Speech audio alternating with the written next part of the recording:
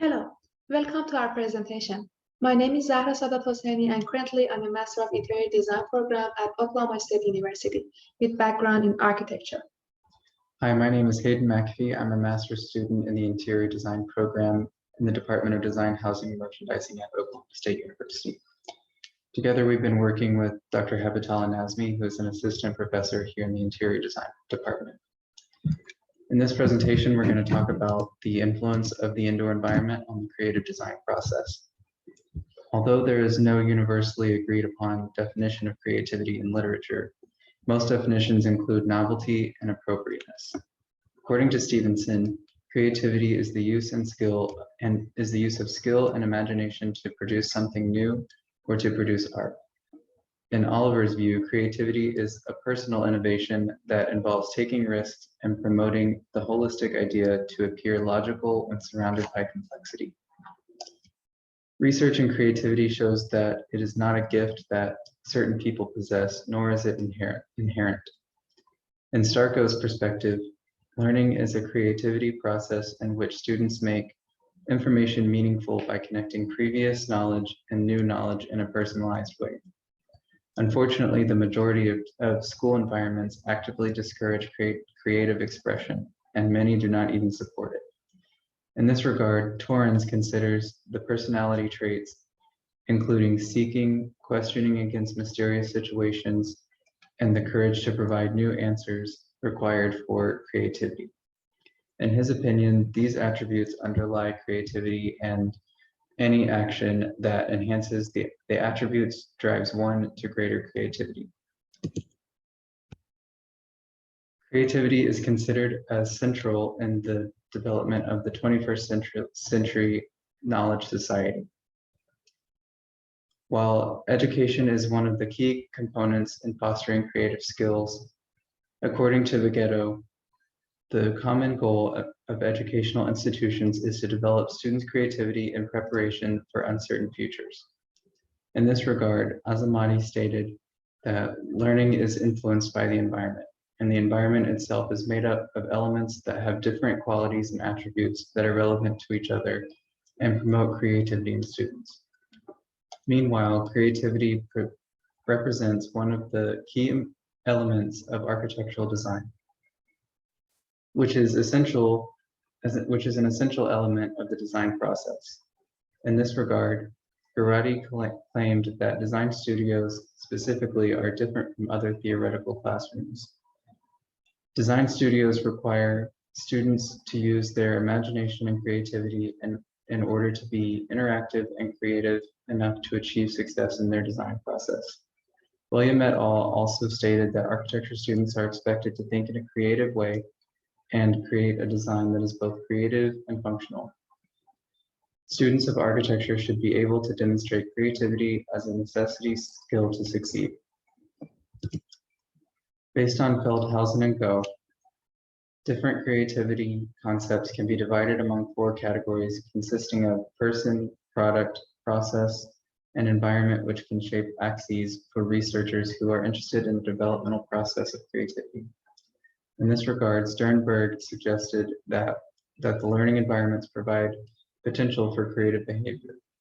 Burt and DeSouza, in 2 different studies, stated that creativity can be developed by adjusting the environment that accepts and strengthens new ideas, and the development of an enhancing, harmonious, and meaningful environment can associate to the promotion of creativity. According to Christensen, light, view, sound, and noise pollution are all factors that can negatively or positively affect creativity. In this regard, Henry Sanoff, distinguished professor of architecture, considered the educational environment as the second instructor. Alternatively, Williams reported that creativity plays a vital role in architectural education, and the nature of the architecture major requires that students have sufficient creativity to succeed in their field of study. Overall, based on Soleimani's study, creativity is a nurturing talent, and one of the ways to nurture it is to reinforce the personality traits of creative people, such as curiosity, ingenuity, independence, intelligence, ambiguity, and imagination which can be influenced by the environment. The problem statement of our study is due to the increasing importance of creativity in the contemporary world. There has been a great deal of research about kindergarten age children's creativity in contemporary Western psychology, but less research has been done on young adults' creativity. Additionally, considering that creativity plays an important role in architectural education and a role in the designed environment has been recognized on creativity, this research intends to recognize and examine the physical design criteria of young adult architecture students to increase their creativity. The objectives of our research are assess, conduct, and identify. According to the literature provided, it can be said that the physical design of the learning and teaching environment has a significant impact on enhancing students' creativity and motivating them to find new solutions to problems. Therefore, the purpose of this study is to identify and examine the effective physical design criteria of the design studios with an emphasis on utilizing the environmental efficiencies that affect the mind and behavior of young adults and create stimulating spaces that promote their creativity. Now, here is our research question. Research question 1. Does having natural light in design studios promote the students' creativity? Research question 2. Does having a view of nature in design studios promote the students' creativity? Research question 3. Does furniture affect the creativity of students? Research question 4. Does having a display space promote the creativity of students? And the last research question is, does the size and ceiling height of the space affect the students' creativity? Here is the images of our built environments conditions. As it's also obvious in the photos, these two design studios have significant differences in terms of material, furniture, their sizes, and their ceiling height, and even their light. Here's our experiment design and setting. As a specific setting, one design studio of Department of Design, Housing and Merchandising, which is interior design studio, and one design studio of the Department of Architecture of Oklahoma State University have been chosen because architects and interior designers are highly sensitive to built environments, thus are more familiar with spatial phrases and concepts. Therefore, the sample group was selected among students pursuing an interior design degree. 16 junior students pursuing an interior design degree at Oklahoma State University were the participants, and the participants performed a creativity test and then responded to a survey for the data collection. Measurement. A 5-point open-ended Likert scale questionnaire was used, which consists of 10 questions with 5 categories. As shown in the table, the categories are determined by environmental differences between the two design studios spaces observed, consisting of light, view of nature, size, and ceiling height, display space, and furniture. The IBM SPSS Statistics version 28 was employed to analyze the experimental results, and in the analysis of the data, the Chromebook alpha test were used. The internal consistency. The survey consists of 10 items, and each set of variables in 5 sets has been tested for Chromebook alpha. Lighting and furniture set failed to meet the acceptable Chromebook alpha reliability levels because these levels are below 0.7, and the wording of items, lighting, and furniture need to be refined and tested to improve the instrument's internal consistency. Here are our charts and comparing students' responses regarding the lighting.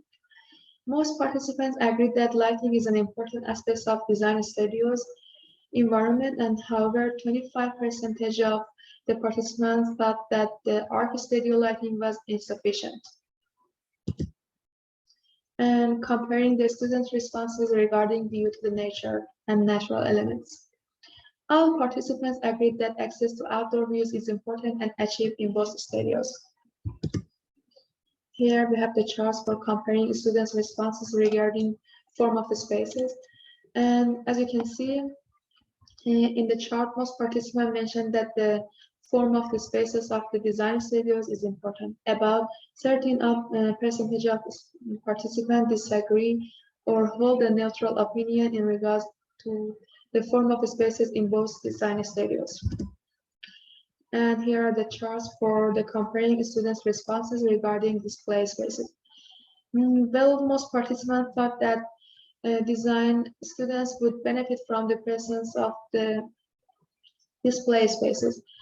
13% of interior design studio participants held a neutral opinion regarding display spaces. And the last slides of the charts, comparing students' responses regarding the furniture. As you can see, most participants agree that furniture is an important aspect of the studio environment, and about 25% of art studio participants disagreed about the furniture quality compared to 13% of in the interior design studio. Well, the survey results showed that most students believe that environmental factors such as lighting, access to outdoor views, form of space, display areas, and furniture would affect their creativity levels during the design process. And our conclusion is the participant responses indicate that the indoor environmental factors of design studio impact their creativity. This study suggests that more in-depth studies are needed to understand the relationship between indoor environmental factors and design students' creativity in higher education buildings. Thank you for your attention. Thank you.